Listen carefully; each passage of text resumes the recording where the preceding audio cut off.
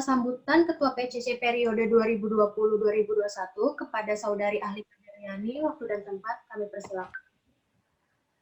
Oke, baik. Sebelumnya suara saya terdengar? Terdengar, Mbak.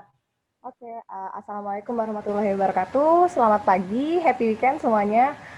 Sebelumnya terima kasih kepada perwakilan DPM dan juga Gubernur BEM, Mbak Dewi Savana, dan teman-teman Ristek yang telah datang, dan kepada panitia PCC yang telah bekerja sama untuk membuat acara dan semoga sukses untuk terakhirnya nanti. Tak lupa juga kepada kalian semua, para anggota PCC, selamat datang. Semoga kita sama-sama dapat mengambil ilmu yang bermanfaat pada kegiatan PCC ini. Sebelumnya, perkenalkan diri saya dulu. Saya Ahli Kaberyani dari semester 6, karena udah kemarin UAS ya, jadi duluan. Saya sebagai Ketua PCC di periode 2020-2021, nanti juga dikenalkan sama teman-teman saya juga yang ada di belakang. Sebelumnya, saya memberitahukan dulu, PCC merupakan program kerja dari ISMA Farsi, Ikatan Senat Mahasiswa Farmasi seluruh Indonesia, yang kalian udah tahu waktu VCLF kemarin ya, di mana nanti kalian dapat melakukan sharing pengalaman, cara melakukan konseling yang baik, yang mana diharapkan kalian mendapatkan setidaknya pelatihan kecil lah untuk terjun ke pasiennya nanti langsung. Jadi untuk lebih detailnya nanti akan dijelaskan oleh seksi materi kami, dan semoga kalian dapat tetap mengikuti PCC dari awal hingga akhir nantinya. Pokoknya semangat terus untuk kuliah, semangat terus untuk laporannya, dan untuk berorganisasinya. Cukup dari saya, kurang lebihnya mohon maaf. Wassalamualaikum warahmatullahi wabarakatuh. Waalaikumsalam warahmatullahi wabarakatuh. Terima kasih atas sambutannya Ketua PCC periode 2020. Oke, baik teman-teman. Untuk acara selanjutnya itu kita akan ada pemaparan materi yang akan disampaikan atau dipandu oleh si materi. Untuk si materi, waktu dan tempat kami persilakan.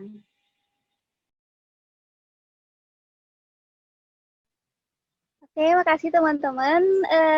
Sebelumnya, Assalamualaikum warahmatullahi wabarakatuh. Apakah suara saya terdengar dengan jelas ya teman-teman? Terdengar, Mbak Ning. Oke, alhamdulillah. Perkenalkan, nama saya Asyatunisi. Di sini saya sebagai si materi dan akan bersama dengan teman saya nanti, Mbak Michelle. Nanti insya Allah akan menyampaikan beberapa materi tentang pasien konseling community dan swamedikasi. Nanti ada gambaran umumnya. Sebelumnya kita tunggu share screen-nya ya. Bentar nih. Insya Allah Mbak Michelle yang akan share screen. Nah, itu dia. Gitu. Nah, nanti selama penyampaian materi, teman-teman diharapkan bisa memperhatikan dengan baik karena nanti di akhir akan ada games yang materi pasien konseling community juga gitu. Nah, teman-teman juga diharapkan bisa menyiapkan pertanyaan dengan baik supaya teman-teman bisa mendapatkan poin setelah mengikuti sesi tanya jawab nanti. Jadi kalau teman-teman ada pertanyaan jangan ragu buat mencet raise hand atau teman-teman juga bisa menulis pertanyaan di kolom chat gitu. Kita mulai aja yuk teman-teman. Nah, pasien konseling community. PCC itu dari singkatannya, PCC itu kepanjangannya pasien konseling community gitu guys. Ini merupakan satu program kerja seperti kata Mbak Ahlika tadi. Di sini tuh menjadi sarana gitu, yang menjadi fasilitator teman-teman adalah Departemen Riset dan Teknologi dari BEM Fakultas Farmasi Universitas Muhammadiyah Purwokerto, di mana di sini pengurusnya berasal dari macam-macam semester gitu. Ada semester 3 dan semester di sini nanti kita berusaha untuk membuat teman-teman kenal apa itu pasien konseling community gitu. Next slide. Nah, akan ada beberapa konten yang akan coba Ning sampaikan di sini. Di antaranya adalah nanti kita kenalan sama pengurus-pengurus PCC. Apa itu PCC, terus kegiatannya apa aja sih, terus event-eventnya apa aja, sama planning nanti kita ke depannya gimana gitu. Next slide. Nah, kita kenalan dulu dong. Ya kan katanya kalau nggak kenal nggak sayang gitu ya. Kalau nggak kenal harusnya taruh gitu. Nah, di sini kami pengurus PCC berusaha untuk menjadi fasilitator teman-teman mungkin supaya teman-teman nanti bisa mengetahui tujuannya gitu. Apa tujuan teman-teman masuk PCC itu gimana sih gitu. Nah, semoga nanti setelah kita bisa bersama-sama mengatur pertemuan beberapa kali, menghasilkan output lulusan PCC yang bisa memberikan konsultasi kepada pasien dengan baik gitu. Kita ceritanya kayak latihan gitu, kayak latihan jadi apoteker beneran, konsultasi sama pasien gitu. Jadi ini tuh kayak mirip-mirip farmasi yang di klinik gitu. Intinya kayak gitu. Next. Nah, di sini ada badan pengurus harian, ada Mbak Ahlika tadi yang sudah memberi sambutan. Selain Mbak Ahlika, ada juga Mbak Angelia, Mbak Fatia, dan Mbak Folis. Itu berikut foto-fotonya. Kalau mau saya bisa, tapi di WhatsApp juga bisa. Nanti teman-teman bisa PC, ada kontaknya di situ.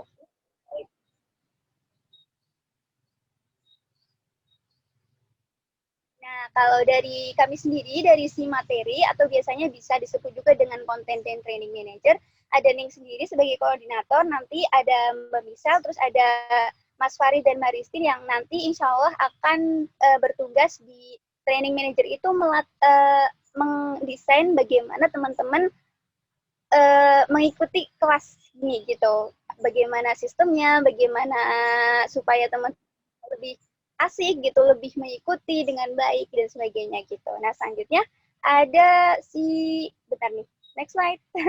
Ada si Korlap, mereka ini yang menjadi fasilitas baik di Zoom-nya gitu dan sebagainya. Pokoknya fasilitas kita, kalaupun kita biasanya offline di kelas, mereka juga menyediakan ruangan dan lain-lain gitu. Ya kayak perlengkapan gitu deh.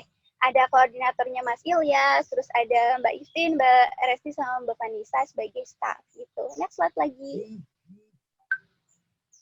Terus ada juga si PDD. Nah, di sini ada koordinatornya Mas Aden, Mas Reza sebagai staff, Mbak Ika dan Zaza juga sebagai staff. Mereka yang desain-desain gitu. Pokoknya kayak terkait desain dan sebagainya. Nanti teman-teman bisa tanya-tanya kalau pengen tahu tentang desain juga gitu. Nah, di sini mereka yang biasanya share info tentang pamflet-pamflet yang biasanya datang sebelum pertemuan gitu dan sebagainya. Pokoknya di situ lah secara umum gitu. Next slide. Nah, di sini ada public relation. Nah, teman-teman insya Allah udah tahu public relation itu apa tugasnya. Ada Mbak Cesa sama Mbak Dita. Mbak Cesa juga Mbak Ocha biasanya namanya sama. Terus ada si konsumsi Mbak Desi sama Mbak Usma. Next slide lagi. Nah, di sini ada si kesekretariatan merekap absensi teman-teman, merekap nilai teman-teman, mencatat keaktifan teman-teman, di mana di sini teman-teman yang aktif, teman-teman yang mengikuti setiap pertemuan PCC dengan baik, dan kalaupun berhalangan harus izin ke panitia, teman-teman bisa dapat sertifikat. Jadi kalau teman-teman kehadirannya kurang dari 80%, nanti dihitung aja pertemuan totalnya, insya Allah ada 6 pertemuan kalau nggak salah ya. 6 atau 8. Nanti coba kita tanya ke BPH nanti bisa setelah gitu pertemuan asli ini nanti. Nah, terus kehadiran minimal 80%, terus teman-teman bisa menjawab games dengan benar, itu nanti nilainya masuk ke sekretariatan buat dihitung di jumlah sedemikian rupa sehingga ada peserta terbaik nanti, ada peserta-peserta dengan keterampilan konseling terbaik gitu dan sebagainya. Nah, right. Nah, ini juga kita ketemu dengan teman-teman kaderisasi, ada Mbak Arti sebagai koordinator dan stafnya ada Mbak Felina.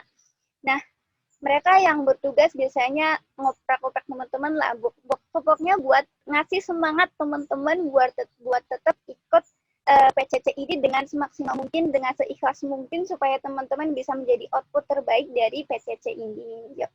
Next slide lagi. Nah, alhamdulillah ternyata udah selesai pengenalan pengurusnya. Di sini kita tinggal cari tahu apa itu PCC. Nah, PCC itu pasien konseling community. Pasien, kita tahu pasien, konseling itu ya kayak konseling gitu, sharing gitu.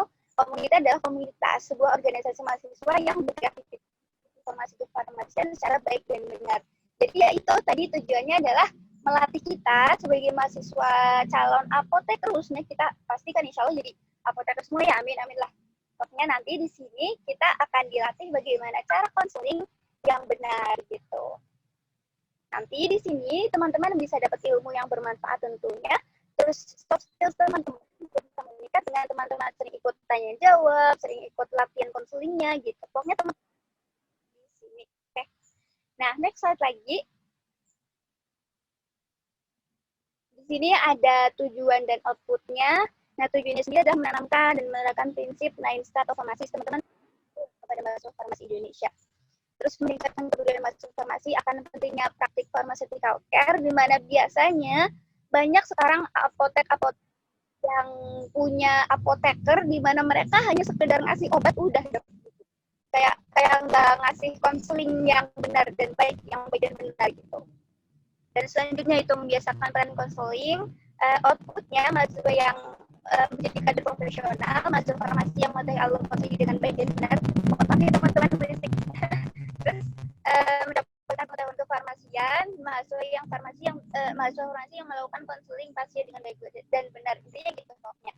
Saya tadi, sebelumnya kepada teman-teman panitia, apabila nanti waktunya berlebihan gitu, bisa tolong diingatkan ya. Di sini biasanya kita tetap buka bareng gitu, kita ketemuan di kelas gitu, ada fotonya itu di situ. Tapi karena sekarang terkendala pandemi, jadinya kita nggak bisa bertemu secara langsung dan hanya bisa menggunakan Zoom. Tapi semoga teman-teman semangatnya nggak jatuh, tetap semangat terus supaya hasilnya nggak kalah, nggak malah justru harus lebih dari keterampilan teman-teman yang mengikuti PCC ini secara offline gitu. Next slide. Nah, di sini juga ada games-games seru, terus nanti peserta terbaik dapat reward tuh. Dapat rewardnya banyak, bisa jadi pulsa nanti, bisa jadi kado, datang gitu, tiba-tiba ke rumah bisa. Terus ada sharing dan diskusi. Next slide lagi. Nah, di sini ada pertemuan gitu. Next slide lagi. Ini sudah habis, udah mau selesai sih. Nah, di sini kita virtual PCC udah punya akun sendiri namanya PCC Farmasi UMP untuk Instagramnya dan PCC Farmasi UMP juga untuk YouTube-nya. Nanti jangan lupa di like, subscribe, pokoknya dan sebagainya gitu pokoknya. Nah, next slide lagi. Ya ini tentang virtual PCC, tentang bagaimana pertemuan online-nya. Next slide.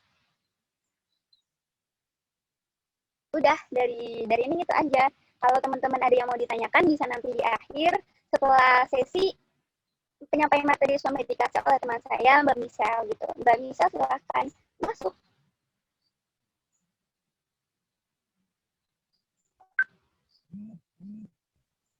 Oke, terima kasih nih. Sebelumnya, saya izin masuk ya tanpa salam. Perkenalkan, nama saya Michelle Istri Agassi, biasa dipanggil Michelle. Saya juga di sini sebagai CM materi. Sebelumnya kan sudah ya sama Mbak Ning udah dijelaskan tentang apa itu PCC, terus kegiatan-kegiatan yang biasa dilakukan di PCC itu seperti apa. Terus saya di sini mau menjelaskan sedikit materi aja tentang apa itu swamedikasi, lalu bagaimana tata laksananya. Mungkin dari teman-teman nih ada yang udah pernah dengar swamedikasi ya, terutama buat teman-teman nih yang dari SMK Farmasi atau SMF. Oke, saya izin share screen ya teman-teman.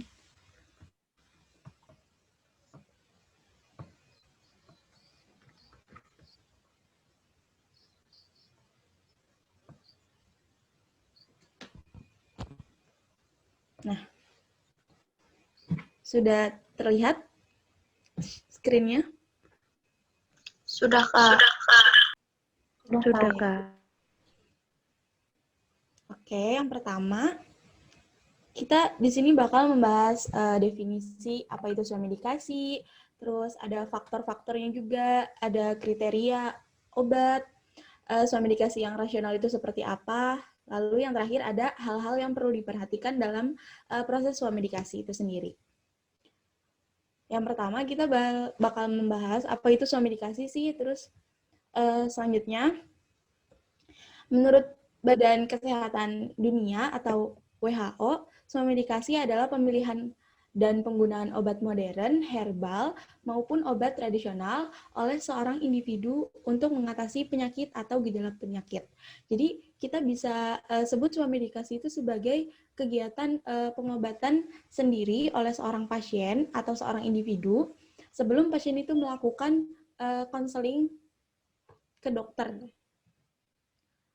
Lalu selanjutnya ada faktor-faktor yang mempengaruhi tindakan somedikasi. Di sini ada 5 faktor ya teman-teman. Yang pertama, faktor sosial ekonomi. Lalu yang kedua ada faktor gaya hidup. Yang keempat ada kemudahan memperoleh obat produk. Yang keempat ada faktor kesehatan lingkungan. Dan yang terakhir ada faktor ketersediaan produk baru. Nah, selanjutnya kita bakal membahas somedikasi yang rasional. Nah, kerasionalan penggunaan obat sendiri itu terdiri dari beberapa aspek, diantaranya ada ketepatan indikasi, lalu ada kesesuaian dosis, ada tidaknya kontraindikasi, efek samping, serta interaksi dengan obat dan makanan. Nah, ini ada kriteria yang digunakan dalam penggunaan obat yang rasional dalam somedikasi. Yang pertama ada tepat diagnosis, lalu selanjutnya ada pengobatan merupakan suatu proses ilmiah. Yang ketiga ada tepat pemilihan obat, yang keempat ada tepat dosis, yang kelima waspada efek samping, yang keenam efektif, aman, mutu terjamin, harga terjangkau, dan yang terakhir ada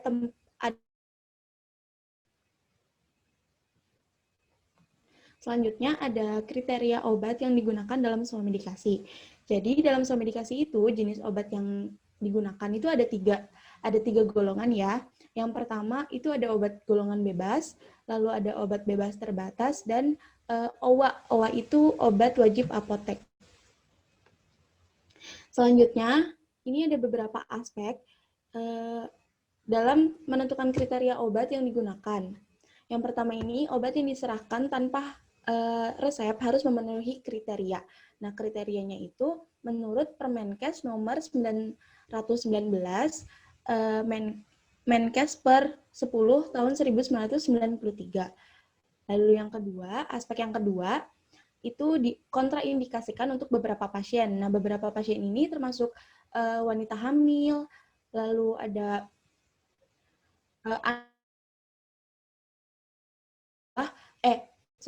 di atas 65 tahun. Lalu yang ketiga, ada obat sendiri.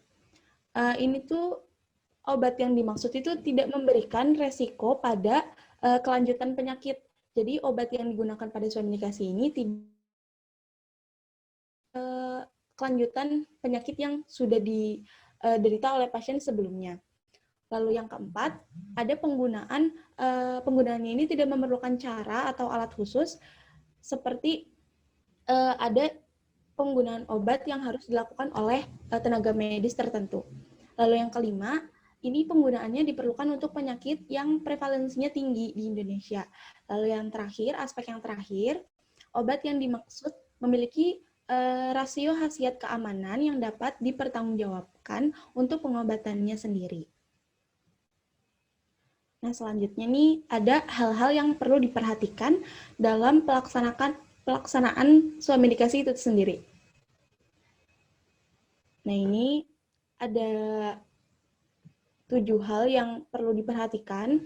Yang pertama, menetapkan jenis obat yang dipilih, lalu menetapkan jenis obat, lalu yang ketiga, mengenali efek samping, yang keempat, cara penggunaan obat, lalu penggunaan obat tepat waktu dan sesuai aturan, lalu pemakaian obat secara oral, dan yang terakhir ada cara penyimpanan obat.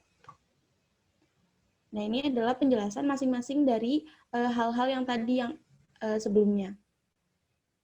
Yang pertama, untuk menetapkan jenis obat yang dipilih, ini perlu memperhatikan yang pertama, pemilihan obat yang sesuai dengan gejala atau penyakit, lalu kondisi khusus misalnya hamil, menyusui, lanjut usia, dan lain-lain. Lalu ada pengalaman alergi atau reaksi yang tidak diinginkan terhadap penggunaan obat tertentu.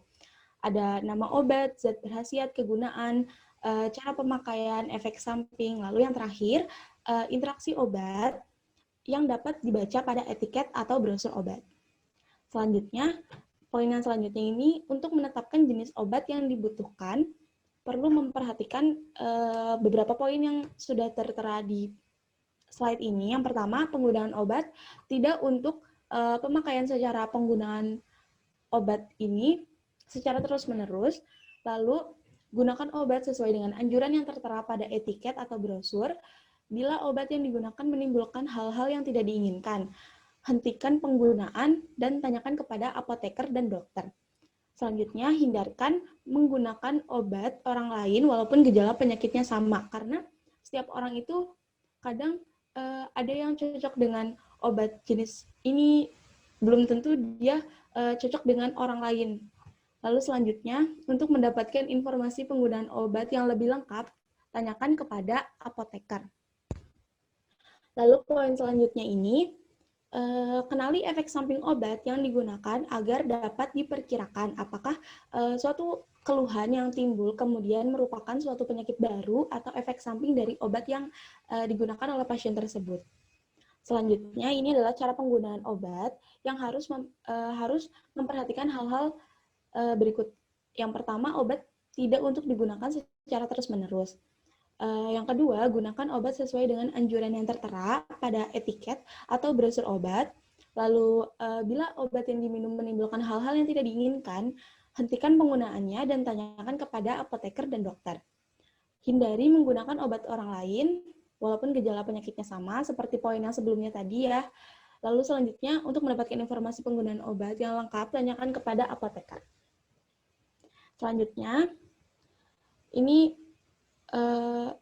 poin gunakan obat tepat waktu sesuai dengan aturan penggunaan. Contohnya, 3 kali sehari berarti obatnya itu diminum selama setiap 8 jam sekali. Jadi kita hitung 24 jam dibagi 3 kali sehari si pasien meminum obat tersebut. Hasilnya kan 8 jam, berarti pasien tersebut meminum obat setiap 8 jam sekali. Obatnya juga dijelaskan, itu sebelum atau sesudah makan. Lalu ada poin selanjutnya, pemakaian obat secara oral adalah cara yang paling lazim karena praktis, mudah, dan aman. Cara yang terbaik adalah meminum obat dengan segelas air putih. Lalu ada poin yang terakhir, ini adalah cara penyimpanan obat, harus memperhatikan hal-hal berikut ini. Yang pertama, simpan obat dalam kemasan asli dan dalam wadah yang tertutup rapat. Simpan obat pada suhu kamar dan terhindar dari sinar matahari langsung. Lalu selanjutnya ada simpan obat di tempat yang tidak panas atau tidak lembab karena dapat menimbulkan kerusakan obat. Lalu jangan menyimpan obat yang telah kadaluarsa atau yang sudah rusak. Yang terakhir ada jauhkan obat dari jangkauan anak-anak.